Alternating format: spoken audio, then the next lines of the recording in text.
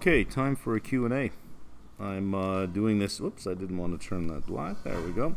I'm doing this outside, so you might hear some background noise going on. There's, in the valley, they're getting ready for a parade on the 15th, so you'll hear the drumming being practiced down there.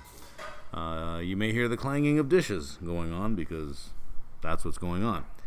Let's begin. By the way, if you stick around to the end of the Q&A, I do have some spots opening in Costa Rica. I'll talk about that, and then I'll talk about the new documents I uploaded to the applied level. Okay, let's begin. First one, I do not understand your profit loss analysis of Lulu trade, specifically selling 25 calls for 150 at 23 and hoping for half the premium to disappear to offset your loss for 1,100 shares.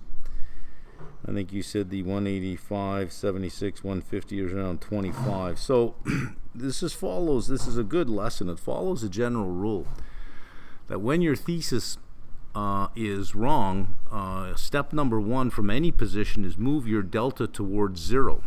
With 1,100 shares, I have 1,100 delta. I want to get that towards zero, so I need to add negative delta. A 150 call might have about, at that time, about 65 delta. So 20 of them would amount to 1,300 delta, right? And I need to get that 1,100 closer to zero to minimize any further damage from, Lulu going down. It had earnings and it missed. That's when the shares were assigned to me. It sort of drifted around. The hope was that it had learned from what it missed and it was going to come back with some plan, and it did not. It dropped down again. So my thesis was invalidated. Once it's invalidated, you don't think. You can't hope. A hope is not a strategy, right? As soon as that happens, you have to say, okay, job one, get the delta close to zero. Job two, let me think it through. I need the luxury of time, so 20 calls or around 18 calls would have done it. I decided to go over at 25 and get a slight negative delta overall, because when these things happen, they usually drift in the direction where they drop. So I just naturally played the probabilities and said, typically these things drift in the same direction.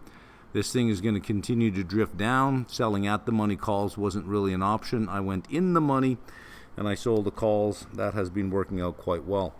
Why do I need half? Because the total amount that you sell for was $57,500. I had already sold 200 calls, 11 of those, which picked up 11,000. So I'm down to like 187 is an average price. So half of that, if I get half, and it stays above the 150, if it stays in the range where it is now, and I get half the gain, I should be able to cancel off my position without much of a loss, or at least cover the loss. I'll keep you posted on how that one is doing, but as of right now, if I took the loss, I think I'm down 12. I'd be down 12,000, covered off quite a bit. I don't plan on taking that loss. I think if I give it another week and a half, and Lulu holds in the 160 range, I think I'll be able to cover off nicely. Unemployment rate is so skewed because young people not finding a job. The unemployment rate, I don't understand being skewed. You mean understated? Overstated? Young people can't get a job. They would be counted as unemployed, so I'm not sure what you mean when you say it is skewed. The core of what's driving markets is the savers. Unemployment rate between 25 to 54 is very slowly rising, but at 3.6, that's considered quite low. Service sector, still printing good or okay numbers on both labor data, S&P ISM reads. I think the economy will weaken. Don't be surprised if 75 basis point of cuts come this year. I wouldn't be surprised. 10-year yield rallying back to 5. I don't think that would happen. It is doubtful that you can get 75 basis points of cuts and have the 10-year rally back to 5%. It is extremely doubtful, only because you would have one hell of an intra-curve carry trade and funds would rush in and grab that without a problem. So if you got 75 basis points coming off the overnight rate, that means the 3-month rate is going to drop 75 basis points, and you're saying that the 10-year, which is sitting at 4.05, is going to go up to 5%. We're at 4.33 on the overnight rate. That would put us at 3.58. That gives you 142 basis points between the 3-month and the 10-year. So you short T-bills and you buy the 10-year.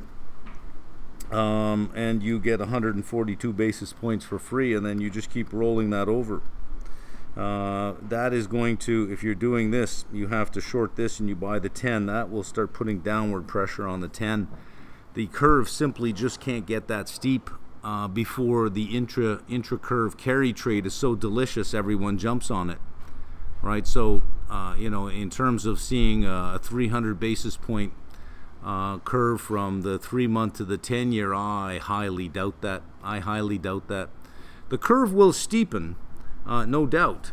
In other words, we're at 4.33 now. We're at a 4.05 10-year, so you're inverted by 28 basis points. I think you do probably get 75, if not 100 points by the end of this year. But I think you'll probably get 20 to 25% of that on the 10-year. So you get 100 basis points down. I think you can get the 10-year to about 3.8. I just don't see it going to 5 on that one.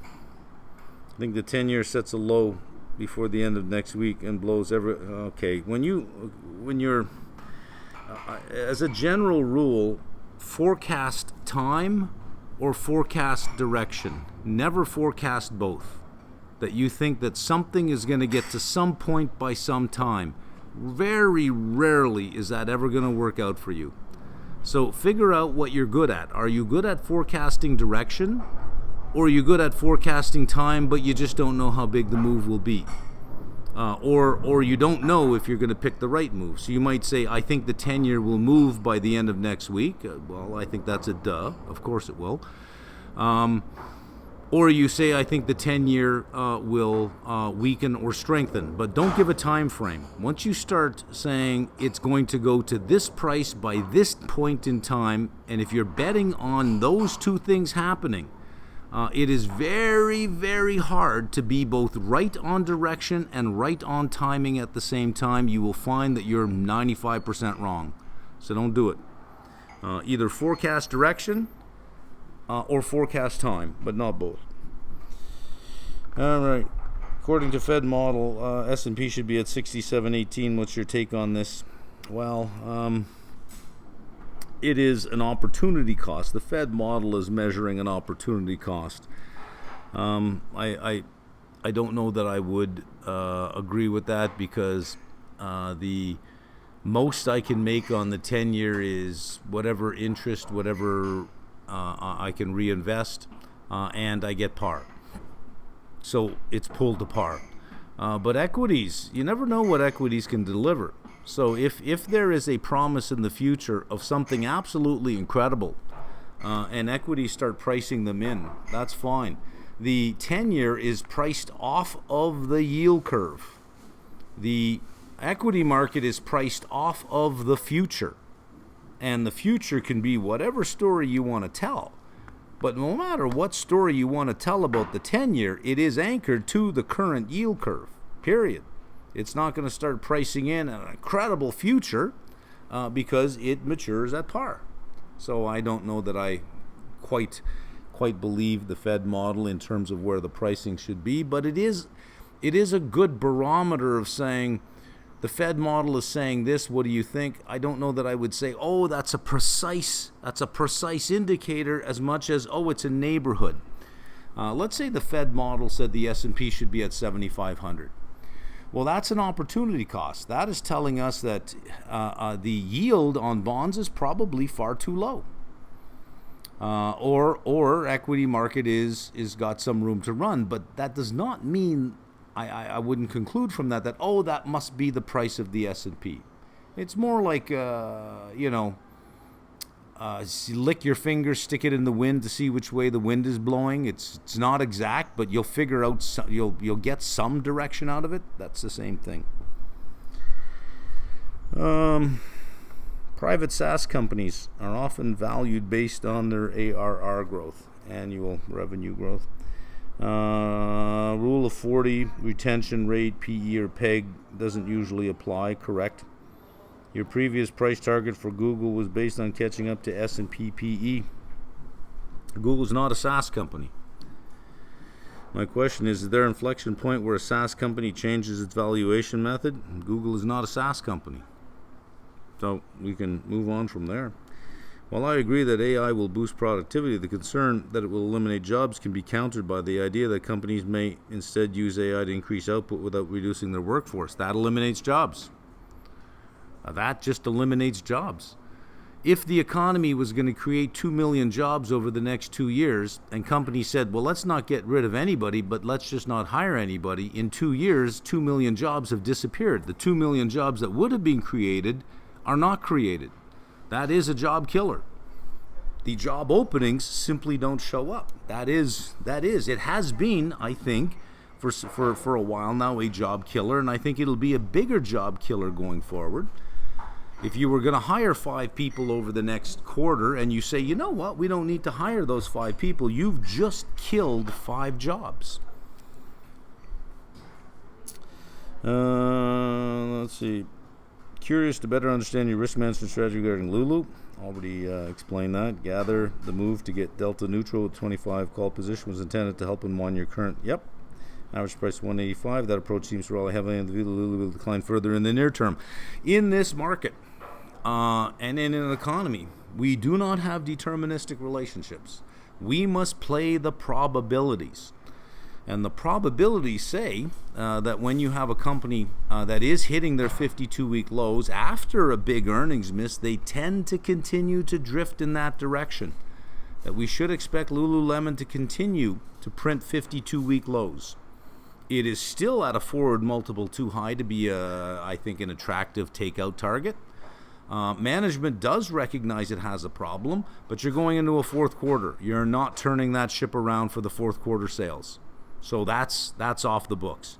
If they do refresh their lineup, it's probably going to be a spring introduction. You've got at least 2 more quarters before, I think, whatever decision they make starts to show up in stores and show up in sales. They will drift in that direction. That's why I did what I did. But your contingency if Lulu starts to rebound from the point where you initiated the short calls, will that lead to additional losses from the call side? There is always risk. The only risk-free position was to take the loss and close the position and say, oh, well, that's the only risk-free position. Anytime you want to return in your portfolio, you must accept risk. And if I would have taken the loss, I think it was in the upper 20s, $30,000 loss. If I had taken the loss, then I move on to something else. I've said this in multiple places. Let's say you have a loss of $2,000, going from negative $2,000 to zero is the same as going somewhere else and going from 0 to 2,000. I close this position, I open something else. You could say the same thing. Well, what if it keeps going down? What if that one goes down on you? If I short something else, well, what if that one goes up on you? Yeah, there is always risk. Always risk.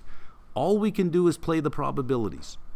And if we play the probabilities and we have risk management tools where we can step in and manage our risk, then that's fine. I've decided to move my delta from 1100 to 0 and then slightly negative, which means on the upside I have less than what I have what I had on the downside. And then you monitor it.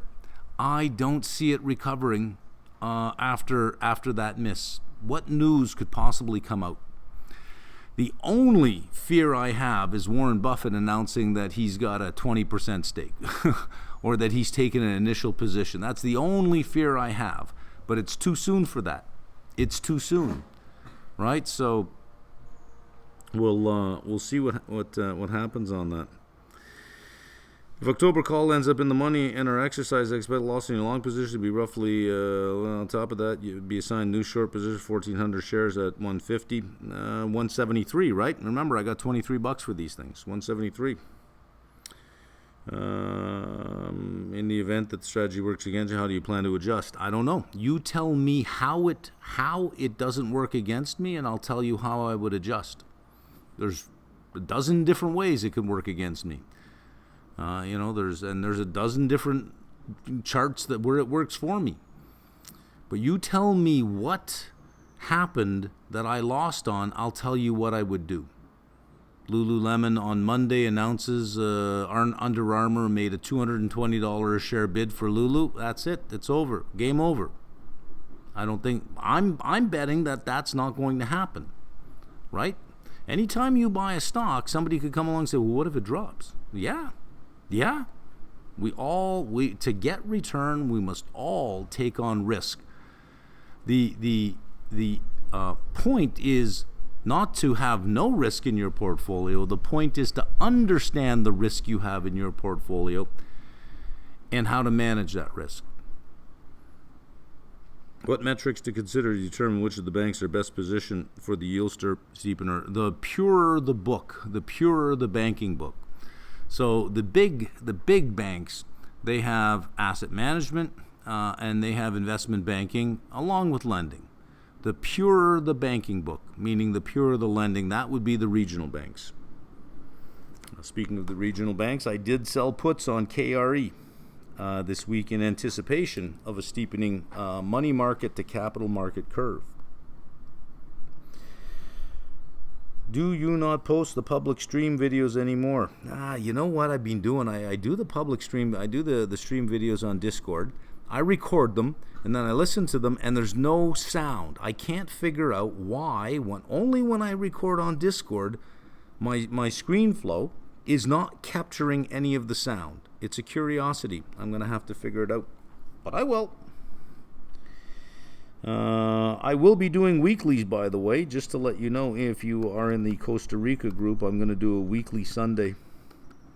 The Costa Rica group, that is only for people who have been to Costa Rica. We talk about specific things, and we'll talk about specific things on Sunday. In the applied, I believe it is applied asset management. I was going to, I do positions videos, and I talk about my positions each week.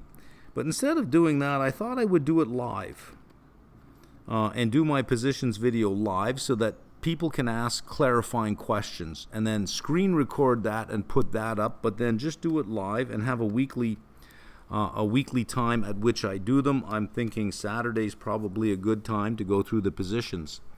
And this way here, if anyone has any clarifying questions, they could just ask it right there. So I'm thinking of doing this. This one here will be every Sunday. This one here will be every Saturday. Regarding Tesla, Elon situation, compensation package, it would require him to really dramatically increase the value of the company. We can. I think if anyone's interested in the details, you can head over here and peruse that. But we won't read all of that. Nearly all the jobs added in the U.S. in the last 6 months have been healthcare, elder care, tourism, or local government. Pretty much. If you adjust for healthcare and you look at the jobs created on a statistical basis, it is no different than zero. Not negative, but not positive. Basically zero.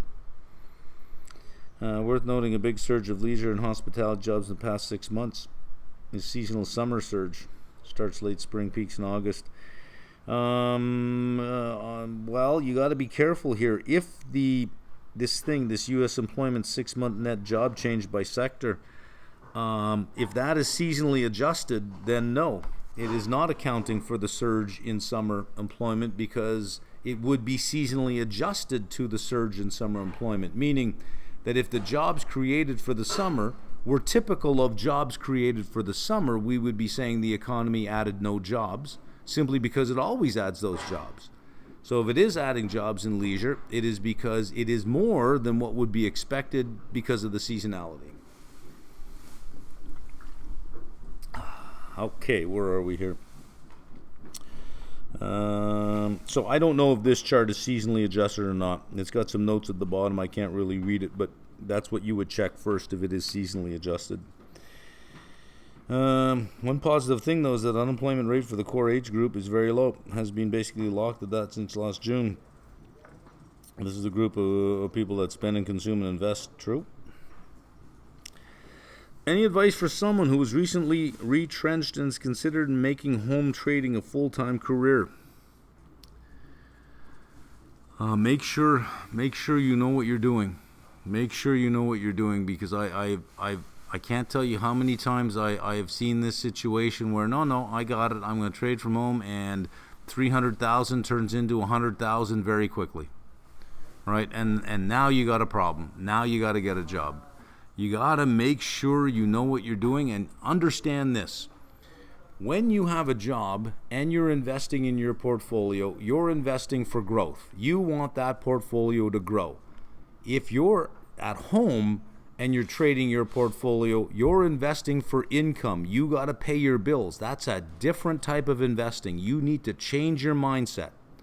You're not swinging for the fences anymore. You might have 10 or 20% of your portfolio doing that, but the core of your portfolio has to pay the bills. So you have to get into some trades that generate revenue, that generate income. They won't be fun. They won't be exciting. You're not going to post it on Reddit saying, look what I've done, right? But you have to change your mindset. You now have to earn an income. You're not growing your portfolio for retirement. You're running it to pay your rent, to pay your car payment, to pay your phone, to have clothes, to put food on your table. That's a very different strategy. Make sure you understand what you're doing. Is it really possible to generate consistent profits? Yes, it is. Yes, it is, but not growth investing, right? Growth investing in some of your portfolio, but you need to pay the bills. You need that portfolio to give you a paycheck every 2 weeks, because you can't just leave it all in there. You need that paycheck every 2 weeks. You need steady revenue coming in. You don't want to have to always be selling assets to get that done. I've had some success trading ZQ, but I often find myself waiting months for a solid opportunity. There you go. Now that I'm approaching 41, if it's too late to fully commit to this path. Nope, there's plenty of income opportunities. Past years, I've noticed many people around me doing well simply by buying the dip or piling into riskier assets like Bitcoin. You can do that, but the rent is due on the 1st. Bitcoin may not cooperate with you when it's time to pay the rent. And then you're going to have to sell things at a loss to pay the rent, right? Google's AI mode already active in 180 countries. So the last time I checked for AI mode, I was in Canada. This is before I came down to Costa Rica. I didn't have it. And now everyone keeps telling me it's there. So I went back and checked. Yes, it is. I have it here. I did use it. So I do have it. And I still have the question after I used it, where's the monetization? How are they going to monetize my views? Because I'm no longer looking at ads or sponsored links anymore. And I'm not clicking on any sponsored links, so how are they going to monetize it? But thank God they do. They do have that. Good enough. But again, when I left Canada beginning of August, it still wasn't there. I now have it. So I'm good. You said you teach three types of vol trades. Which are those? Also, I remember you said volatility is an enhancement of income or directional, not a trade in itself. That's a hard one to answer. It really depends on. Sometimes it's hard to tell the difference between Vega and Theta, right? So somebody may be trading Vega and earning from Vega, but Theta gets wrapped up in that. Somebody else may say, I'm only dealing with Theta, but they don't understand the underlying they're selling puts on, and it has high IV, and they're making Vega at the same time. So it's hard to answer that one without knowing exactly, how are we putting on a trade such that our delta and our gamma are near zero. Right? If you can do it such that your delta and your gamma are near zero, but you only have Vega exposure, you will have Theta exposure as well, so they get wrapped up in the same thing. So it's for most simple strategies, because you can't separate them, you can sort of think of it as an enhancement, but you can isolate it such that you have almost like pretty much zero delta and zero gamma. You'll never get exactly zero, but so close to zero to say that you don't have any exposure. Hard to describe them here. You sort of have to be standing beside me, and we have to go through a few of them. You said that only market makers can isolate and trade vol because they don't have transaction costs. That is the problem, right? It's not so much the transaction cost. Trading an option isn't very expensive. It's the spread. The spread can eat you up on the way in and on the way out. The more legs your trade has, and to isolate vol, it's not a single option, right? Because a single option is going to give you delta, gamma, vega, theta, and rho. And you want to get rid of 3 of those. So it's a multi-option trade. The transaction costs aren't going to do anything. It's the slippage, meaning the slippage from the center of the bid and offer. You want to get the middle of the bid and offer. Every penny you got to move one way or the other is going to cost you, multiplied by 100, multiplied by the legs you have, right? It is execution that becomes very difficult for the retail trader. Not so much the transaction cost, it's the slippage. And if you don't pay attention to that, you got to go into the trade, you got to get out of the trade. Round trip could easily take away all the profit you're going in to get. That's the big problem with it. Could you let me know my reasoning makes sense? Any indication of rate cuts tends to lift the market, even if it's just 25 or 50. The impact isn't from a single cut itself, but from the fact that once the Fed cuts, it's almost always followed multiple cuts, acting like a cycle. If you're in a rate cutting cycle, then you will get a trend in equities related to lower rates. But if you get 1 or 2 cuts, you'll still get some support, because as long as you got to think about the capital market curve. If the capital market curve comes down, then the present value of future cash flows increases. If it doesn't come down and you do get a cut, it does benefit companies whose liabilities are primarily repos. Think mortgage REITs, think banks on that one. I've been spending hours building my financial literacy, yet my results feel less rewarding relative to the effort. This is the way, this is normal. Oh, home trading. Oh, okay. So you're answering somebody else's question. Regarding the case of regret, do you think it is a strong premise to assume that someone who does a particular mistake over again, second and third times, although unknowingly or not by not realizing, can indeed be designated as a stupid or seemingly cognitively impaired person? Well, I wouldn't say stupid or cognitively impaired. It could simply be that they don't see the pattern. They're not keeping a trade log. If you keep a trade log that starts with, why am I doing this? What securities am I using to do this? What's my entry? What's my exit? What invalidates it? And then after it's over, you have a sentence or two about what part of the trade worked, what part didn't. Over time, you should spot a pattern. By doing that, it should purify your thinking and keep you out of stupid trades. And after a while, you'll notice, hey, when I have this thesis and I use these securities, these tend to work. If you're making the same mistake again and again and again, you need to stop. You need to look inside, look into yourself, right? So that is hard to do. It's hard to admit that we are the problem. It's easier to blame the market because it's rigged. It's easier to blame our account because we didn't have enough money. If only we had more money, we'd be doing okay. I had to get out. I couldn't afford it. We blame other things. I don't have to change. I just need more money. Right? You can't just help yourself, but end up coming with the same mistake, be it in your personal or professional life. What am I missing on this case? Why a person still end up with another cycle of mistakes, even after thoroughly thinking and analyzing what has gone wrong? Well, then you're missing something. If you say that you're making the same mistakes even after analyzing what went wrong, you're missing something. Analyze yourself. You're analyzing the environment. You walking along and you trip on something. You're walking along and you trip on something, and you do it again. You say, that's 3 times now. I'm not walking here anymore. Meanwhile, you're just not paying attention. You're texting while you're walking, and you're missing the obvious thing that you're the problem, not the environment. So if you're making the same mistake and you're analyzing, are you analyzing the environment or are you analyzing you? Right? Look into yourself. You wouldn't require Pixel to spy, as Apple just announced live translation. They did, but I'm still going to get both. I'm going to get the Pixel Pro with the Pixel Pods, and I'm going to get the Apple iPhone, the Apple 3 Pro.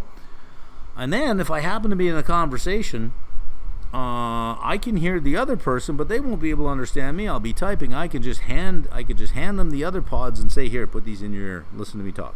Right? I don't know. We'll see how it works first. And we'll see who has the better AI on this one. I don't know which one's going to be better. Just because they have them doesn't mean it's going to work, right? Back to your Lulu play, and adding on to earlier question regarding risk management. While generally stock is on a downtrend based on factors you spoke about during the video, I'm wondering how much will the SCOTUS ruling come into play, and your thoughts of SCOTUS rules against the tariffs. They're not going to hear it till November. These expire in October. I'm good. I am aware of the calendar, and you certainly, if you're taking on risk if you're risk managing and you're taking on a risk profile specifically for the risk management, you don't want big risk events in your calendar. SCOTUS is going to accelerate it and hear it in November. I'm good. To your point about AI and the mind-boggling CapEx requirements, this is a copy-paste from a newsletter I subscribe to by Toronto-based asset manager. In a letter, shareholders, OpenAI discloses it expects to burn up to $115 billion in cash between now and 2029. Losses are projected to peak in 2028. Profitability not expected until 2030. Revenues will need to ramp quickly. Yeah, big time. Revenues are going to need to ramp right up. And I don't see it. I don't see how you're going to cover all of that. Now, Oracle just announced that OpenAI has agreed to a $300 billion cloud deal. So how's it going to only burn $115 billion if it just agreed to $300 billion? And who else just announced $10 billion with Broadcom? I mean, you're throwing billions around all over the place, and every company's getting rewarded. But it comes down to the common factor. It's all OpenAI. That, to me, sounds like a very risky counterparty. Doesn't it to you? I mean, if you add up all of the companies that had a good boost because OpenAI is going to do this and OpenAI is going to do that, all of these billions and billions, and now we hear that they're going to lose all this money to 2030, and I don't think the revenue is there. I would be saying as a credit manager, that kind of sounds like they're out over their skis. That doesn't sound like a good counterparty, does it? I don't know that I would, if I were Oracle, say that $300 billion is in the bank. Not just yet. Elaborate a bit more on your Lulu risk management strategy. I already did that. Why use duration exposure for total return when beta exposure works? I don't understand that question. You can always reverse it. Why use beta exposure when duration exposure for total return works? I mean, you can always reverse it, right? I find myself questioning the logic of investing in duration for beta-like return. For example, your investment in TLT is based on the belief that specific things will play out in the bond market. But I could say the same thing for your equity. You're advocating for equity because of your belief that certain things will play out in the equity market. So these statements are just investment 101. I mean, yeah. Depending on if those things play out, your upside potential or downside risk is basically like investing in a dividend stock that may or not perform well. Again, I could say the same thing for equities, right? If it's not going to zero in the short term, but it could gain or lose a decent amount. Same thing with equities. To the extent that you're looking for TLT to give you a reasonable equity-like return, it seems like capital could be more logically be tied up in an equity with similar risk and return characteristics. I could say the same thing for equities. You have a portfolio that what you want in it is a series of cash flows that you're going to get paid to hold insurance. You're not buying insurance, you're getting paid to have insurance that if shit hits the fan, that stuff is going to perform incredible. Is there a better use of capital during that period of time? Sure. And if you go into an equity, I might point out to you that there is a better equity that you can be in. And then if you move to that, I might point out that, you know what, there's still yet an even better equity you could be in. Do you see where we're going with that? It's not a matter of the one optimal thing to be in. It's a matter of diversification so your portfolio volatility is low, so your behavior stays the hell out of the way, because your behavior will mess you up. So yes, you want things in your portfolio that you look at, you say, well, in the beginning it's going to be a bit of a drag on performance, but if shit hits the fan, this thing is really going to save my ass.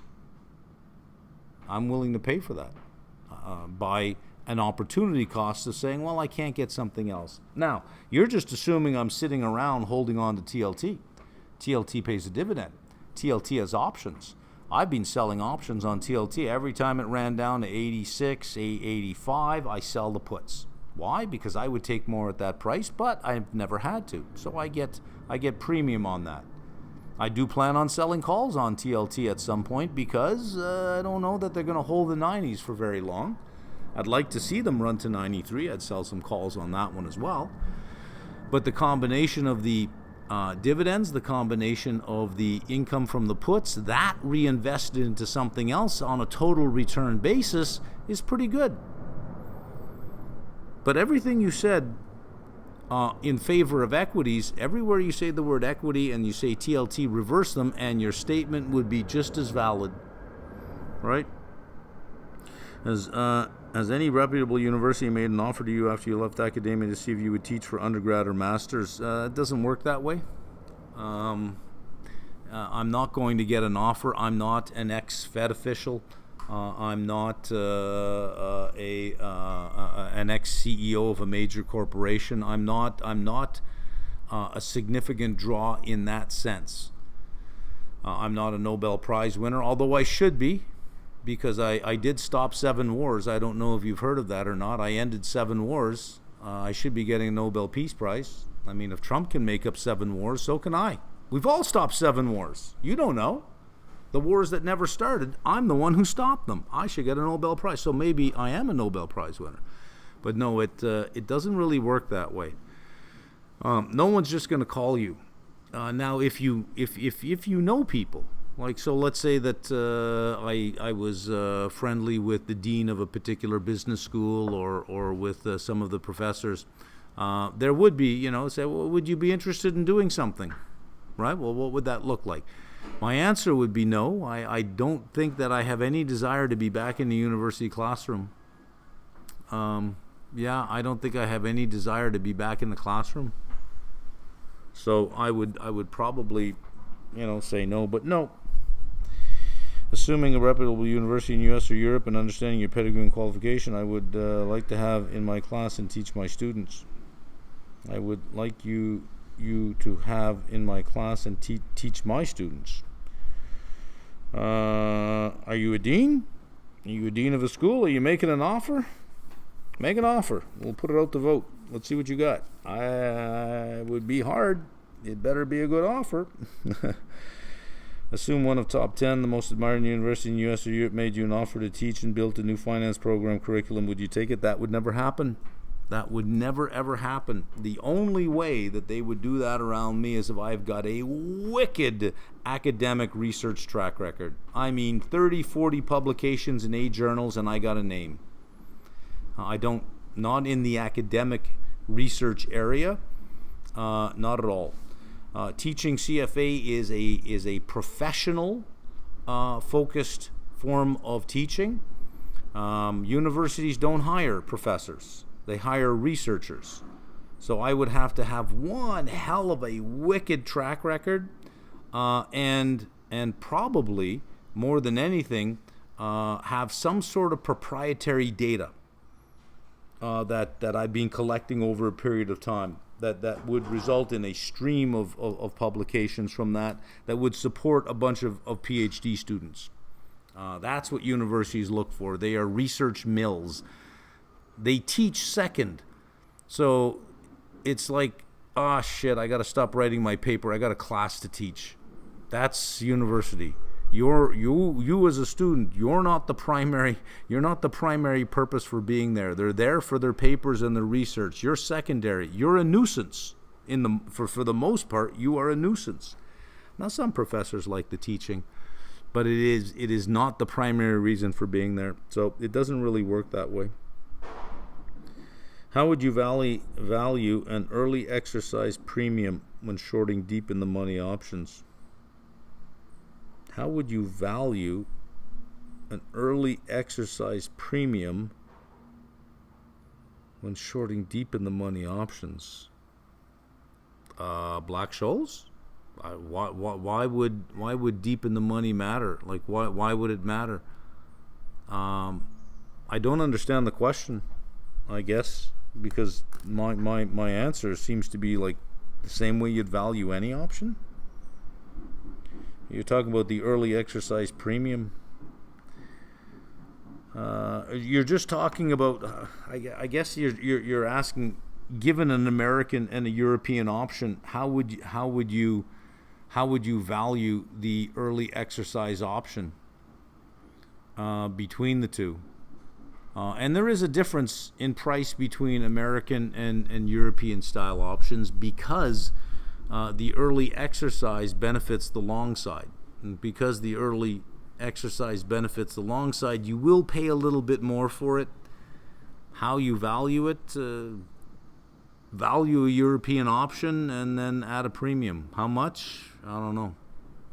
I'm sure there's good academic papers published on the premium over time. I think the premium would depend on the beta of the underlying. Would depend on, I might be dependent upon interest rate. I know for puts it's highly dependent upon the interest rate. So, yeah. Do you think that Shiller P is a good measure for value over time? Well, I don't know that I would say any one thing is a good measure of value over time. Think about it this way. If you gave me a broken scale for my weight, would you say, is this a good measure of your weight over time? I would say no, it's not. But it is a good measure of my relative weight over time. The scale, the broken scale, will at least tell me, oh, I've never been heavier. Oh, I've never been lighter. Oh, I'm in the middle of my range of heavy to light. But it will not give me my exact weight, but it will tell me where I am relative to all the other weights that I've had with this broken scale. So think of all these valuation metrics as broken scales. They don't work at a point in time, but they do work over a period of time by tracking the valuations over a period of time. And if you're using the same broken scale each and every time, it will tell you when you're really, really fat, right? So if the market is really, really overvalued, if you're using the same scale and you look back at the past and you say, every time it hit this point, we ran into trouble. And every time it hit this point, and here we are now, who cares if it's exact? You're just looking at it relative to the past. That's all.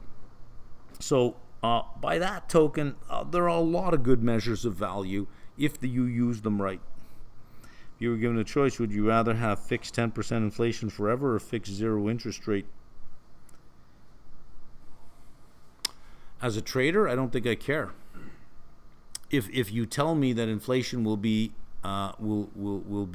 somewhere or the interest rate will be somewhere, I will adjust my asset target list to reflect that. So as a trader, I don't really care. I think as a consumer, you would probably take the 0% because there's no guarantee there'll be inflation. At 0%, everybody's getting a construction loan. Everybody's getting a small business loan. Everybody's getting a business loan. Supply explodes. So just because you have zero interest rate does not necessarily mean you're going to have inflation. I would almost argue it would work against inflation because the production of supply would be really cheap from a finance perspective. But if you make financing really expensive, if you put your interest rate at 10% and you make financing really expensive, you will constrict supply, or you'll have to push your price up so much that you will get the same inflation anyway. So if I had to take it, I would opt for 0% interest rates simply because it would probably do quite a bit in terms of producing supply to keep prices down. Oh, last question. Like others, I have a question about risk management for Lulu. Already answered that. Okay. Why did I settle at 150? Eyeballing it. I mean, I could have done a more sophisticated sizing of looking at the 1 day vol on Lululemon, looking at my current loss and risk sizing it in terms of what I find acceptable, like some number that I would say, well, this would be acceptable. I could have risk sized it, but I just sort of stuck my thumb up like Van Gogh looking at a painting, and I said, yeah, that looks good right there. Right there. Hold that. Just instinct. Instinct, that's a tough one, right? Intuition. Intuition is the, oh, look at that. My phone is ringing. Hang on. I will have to answer this, and that is the end of this video. I will close now. Okay. This is the end of the video, so I said I'd update you on a few things. Got my notes in front of me here. Costa Rica. I'm down in Costa Rica right now. We've had a number of groups come through. We have 2 more, and I'm seeing that I can probably get 2 more weeks in October, if anyone's interested in that. 8 to 10 max. That's 4 to 5 a week maximum, which is really all about that I would want to handle at any time. Failing that, February 15th to March 31st, I'm going to do it again. I did it last year during that period of time. That's the summer season down here, so it's just hot and beautiful every single day.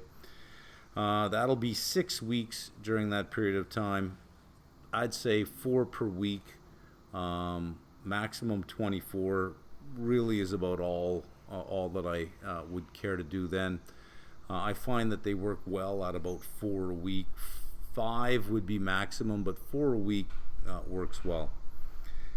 In applied analysis in the energy sector, all the PDFs are up now, and I put up hydrogen and carbon capture. So they're all up, and if you go to the question bank, you'll notice that the question bank is completely filled out for all the sub-industries in the energy sector. Going over to applied asset management. I'll move this chair over so I can rest my arm here. Going to applied asset management, there's a new module up for trading manuals, and I'm filling out the derivative manuals now. Energy derivatives is up. That's a long one. And I just finished today the grains one: wheat, corn, soy, and a couple for soybean meal and soybean oil. Not traded as common, but it is there. That'll be up. Well, I submitted it today. I'm going to say end of tomorrow. What's tomorrow? Friday, Monday at the latest. So that one's up. I think I'm going to probably do bond futures and options on bond futures next. That's across the 2, the 5, the 10, the 30. So I'll probably do that one next. Every Sunday. This is for those who are on Discord who have access to the Costa Rica room. I know it's a few of you, only a few of you out there listening, but every Sunday at 1, I'm going to do a live feed in that room for new ideas. Sort of the things we talked about down here and the strategies we talked about. I'll try to present some new ideas within those strategies, and then we can discuss it. Also, I think it's Saturday or Sunday. I don't know which day works better. 4 p.m. New York time is the positions video. Now, I used to do a video on positions. I think I want to change that. Rather than do a video, my positions video, I'm just going to do a live feed. I'll figure out my sound problem over here. I said earlier in the Q&A video that when I'm using live on Discord, when I try to screencast it, for some reason it's not picking up my microphone. I will solve that problem, so these will be recorded. But I thought I'd do the positions live. So that if there's any questions about the setup, you could then ask it right then and there, saying, "I don't understand, why you would do this, or how come you're using that strategy." That'll be live. So every Sunday, Costa Rica room, 1 p.m. Every Saturday or Sunday, 4 p.m. New York time. Positions, I just haven't decided if it's Saturday or Sunday. I've been spending a lot of time filling out the applied analysis section of the applied level. There's a lot of stuff there now. There's no way that you're going to get through that stuff in any short period of time. So I think I have a couple of months to move over to applied asset management and really start filling that out with a whole bunch of stuff as well. And then I'll just hop back and forth. But with everything that I put up in the last 2-3 months in applied analysis, I doubt, just with the new stuff I put up, that you're going to get through it in any reasonable amount of time. The PDFs I put up are long, especially the trading manuals. They go into detail about all sorts of different trades, whether you're trading direction, whether you're trading storage, whether you're trading seasonality, the shape of the curve, a whole bunch of different trade setups for both energy and grains. That you could spend 2-3 weeks on each of those alone. So I think you're good on that side. I think that's all my notes here. Yeah, for energy, I might, if I can squeeze in the time, and this probably won't be till I get back to Canada mid-October, I might add liquid natural gas, because I think that's the only thing that's missing. I got every sub-industry. I've got green and blue hydrogen. I got carbon capture. I think the only thing missing there would be liquefied natural gas. I might add something like that. That's it. If you are interested in Costa Rica, just send me an email directly. If you're on Discord, just send me a DM. My email is my last name, Meldrum, Meldrum, period B, as in Brent, period M, at gmail.com. Just send me an email directly. I'll send you a description of what the week looks like, and then you can decide from there. All right, that's it. Ciao.